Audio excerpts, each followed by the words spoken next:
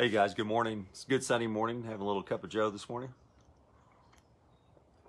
Um, was cleaning out my office yesterday and ran across a bunch of information from one of the programs I was in where I had one of my mentors, actually my very first, probably wasn't my first, but probably the most documented, let's just say the most documented teacher or mentor in my life. And he had over 10,000 people on Autoship just for a motivational message each week. I think it was like $19.95 a month, $20 a month, $24.95. The amount didn't matter. What mattered is he had 10,000 people and in his organization that were on that motivational message they got each week.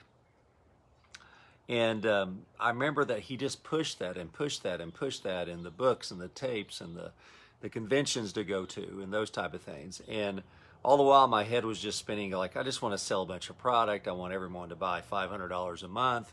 I want to be able to retire in 2 years. And so there's a very interesting story that I don't tell very often. I may have not even told it all. I don't know. I can't remember. But I'm going to tell it this morning because it really applies to this. And this is the greatest, it's probably a multi-million-dollar lesson that I learned. As a matter of fact, I know it was. This gentleman by the name of John down in Austin, Texas, was my upline. He was the one that had the 10,000 people on a motivational message. Plus he had more than 10,000 on Autoship and buying product.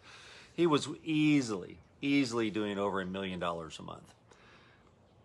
And so he invited me down to Austin. He came up here to Norman, and he was doing meetings for us. And he says, hey, why don't you come down to Austin, and we're going to do a 2-day training down in Houston. I want you to come down that. Plus, along the way and in Houston, we're going to meet some downline members. And so that way you kind of get to know the business, and you and I get to spend some time together in the car. And I go, that sounds great. So I flew down to Austin, rented a car, checked into a hotel room, and then I drove over to John's house. And as I drove up, he walked out of the house and he was kind of looking at me oddly. And he goes, what's this? And I said, well, this is a rental car. He goes, this isn't your car? And I go, no. And he goes, did you rent a car and drive down here? And I said, no, I flew down here. And he goes, well, I was wondering where you're going to be staying because you never asked. And I said, no, I got a hotel room just so I wouldn't impose. And so he goes, well, what mistakes did you just make? And so I was kind of, in a way, not ticked off, but taken back. And I was just, thinking in my mind, look, dude, I took two days off of work in my own business, spent my own money to fly down here and get a car and a hotel room so I can learn the secrets from you. And you're asking me what 3 mistakes I just made? Well, I think one of the biggest mistakes is coming down here and spending it with your ass, But I sat there and I said, John, I have no idea. I go, all I know is I'm ready to learn. And he goes, well, number one, it's about duplication, Robert. And can your team all duplicate what you just did? And I said, what did I just do? He goes, you got an airline ticket, you got a hotel room, and you got a rental car. He goes, how much did that cost you? And I said, over $600. This was over 20 years ago. So he goes, well, does everybody on your team have an additional $600 to come down to Austin, Texas? And I said, no. And he goes, then why are you doing it? I go, because I can. And because I have the money to do it, and it was convenient for me. And I said, what should I have done? He said, you should have done what duplicates. I go, then what duplicates? He goes, you should have drove down here, and you should have stayed with me or stayed with somebody else that you knew, but you should not have gotten a hotel room. Everything that you do from this point forward in your life, Robert, if you want residual income, true residual income, and you want your team to duplicate down, you've got to be duplicatable. Everything you say, every action that you take has to be where somebody goes, I could do that. Well, that's simple. That's easy. Is that all he does? He goes, but now, he goes, your team's going to find out that you flew down here, and they're going to go, well, tell me about it. And they're going to know you had a hotel room, you had a rental car, and then they're going to lean back in their chair and goes, that's easy for Robert because he's got a printing business and he can afford to do this. I can't afford to do those things. Therefore, I can't do the business and I got to quit. And he was right. I came back, and the rumor was I flew down there, and everyone was kind of had their arms folded looking at me like I was some kind of hot shot, and they weren't happy with me. And I got it. For the first time in my life, I got what duplication was all about. I was out there looking for other Robert Blackmans, which in essence, it is true that there is some truth to that. But I realized there weren't a lot of other Robert Blackmans out there, and those were needles in a haystack. So what is a Robert Blackman? A Robert Blackman is somebody who'll never quit, regardless. If there was a storm coming right now, we all hunker down, and when the storm is gone, I rebuild. Or we go on and move on and we get another house somewhere, but we're never without shelter, right? That's my job as the dad, as the husband, is provide shelter for my family. The same goes with your organization and your network marketing business. Too often people are quitting in this business before they even got started. Matter of fact, they haven't even started. Their last action was signing up. That was the only action they did in network marketing, but yet on the way out, they take pot shots at the business, at the companies that they're in, and at the sponsorship and the systems that they enrolled with. And they take pot shots at them because that makes them feel better that they didn't do anything, that it's network marketing's fault that they weren't successful.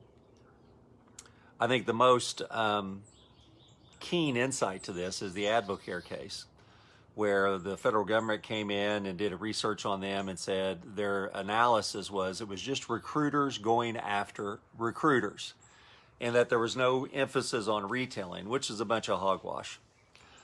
But you have to take, let's take 1,000 distributors. Let's say you have 1,000 people in your organization and they all bought a distributor kit to sign up along with product. Well, their intent is to build the business. But out of those 1,000 people, how many of those do you think actually went out and showed a presentation? Maybe 200. So now we got a group of, here's your organization, and then there's 800 of them that have signed up with the intent to build the business, but they never did. So does that make is that network marketing's fault? Is that the model's fault? The answer is no, obviously. It's the responsibility of the 800 adults that joined the gym and never went and worked out. Is the gym a scam now? Because I joined a gym membership and they tricked me into a monthly Autoship for my $49.95 a month gym membership. But yet, look at, I don't have the abs and the biceps that I wanted. So therefore, we're going to get a class action lawsuit against all the gym owners for false advertising, right? Gyms are a scam. I mean, just think about it. That's how ridiculous it is in the network marketing profession to me, is that those 800 people weren't scammed. Those 800 people got in, and either they did nothing or what they didn't duplicate. People can still come in and screw this business up trying to do things that are not duplicatable. So in our systems, we always have something in place that everybody can duplicate, that they don't need any previous experience, that my 9-year-old daughter can do. And Bella would go, well, Dad, how do I build Felice Cafe? How do I build profit leads? So with Felice Cafe, I'm going to go, hey, just say, if I give you a sample of our coffee, will you try it? And then you walk away. And then you go do that again and again and again. And then you follow up with people. And by the way, Katie, Bella, here's our little training manual. And you just follow the scripts. And so she goes, okay, I'll do that. Or she's going to go, okay, I don't like that. So I'm going to go off in another direction and I'm going to do my own thing. And that's all right too, because Bella is an independent contractor, right? But that doesn't mean that what she's going to do is going to duplicate. Now, she may have some early success where she may go out and start making $100, $200, $300 off her system. But the key in this business isn't about what you can do. It's what they can do, your organization. Are they duplicating what you did? And if you're not doing anything, guess what? They're going to duplicate that. And if they're doing something that takes technology or investment, a lot of money, or it takes them a big learning curve, not going to do it. I've often said that you're already pre-trained to do network marketing. You don't really need to read our book or anybody's book. I mean, they help. You know, all the books I've read have helped me, so I continue to read. But the day I saw network marketing, I was already ready to go. I was pre-trained. I can recommend anybody to do anything, right? If I have a positive experience with something, a movie, a restaurant, a shopping experience somewhere online, a product or a service, when people say, man, you look like you lost some weight, what have you been doing? Well, I've been doing this. I go down to that gym, I take this product, I listen to this guy, and that's changed my life. And people go, great, can you get me that information? Because I'd like to lose some weight too and be happy like you are, right? So that's duplicatable in my regular life. In my network marketing life, I don't put on a hat or a cape or a suit where I'm Superman. If anything, I've got to be Clark Kent. I can't be Superman in network marketing. Superman and Superwoman don't duplicate. They're fun to watch, right? We try to emulate them in our dreams at the house, you know, and we go through our mind that we want to be Superman or Superwoman, but we can't. And so we get discouraged and quit that we're never going to have superpowers. The beautiful thing about this business, you don't need superpowers to be successful. What you need is a duplicatable system.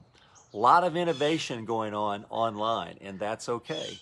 But can that innovation be duplicated by your team? The answer is the majority of it can, but there's a portion of it that cannot. That you have to look at yourself. It's great to be able to generate a lot of leads and sign them up yourself if you're an internet guru.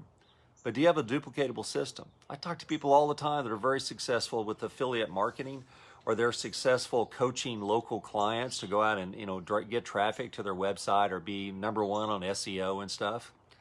But they're not network marketers. And just because you sign somebody up in your network marketing business doesn't make you a network marketer. That makes you a recruiter. What makes you a network marketer is, can you duplicate beyond yourself, beyond the first level? What does your team look like? And what does their team look like?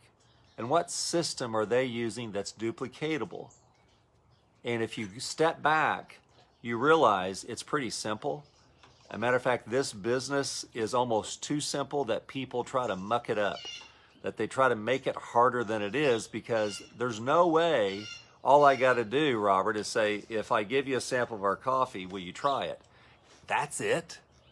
It's got to be harder than that to make more money than I do at my job. I work 40 hours a week. You see the mentality, what people think? They think themselves out of the business.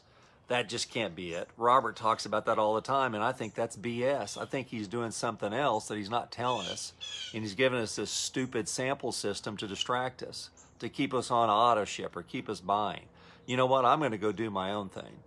Those people go do their own thing, and they come back later and saying, you know, my system really cost a lot of money, and I put some people in, but you know what? They all dropped out in 90 days. What am I doing wrong? And I look at their system and I go, they can't duplicate it. It's $500 a month for your traffic. Nobody's got that.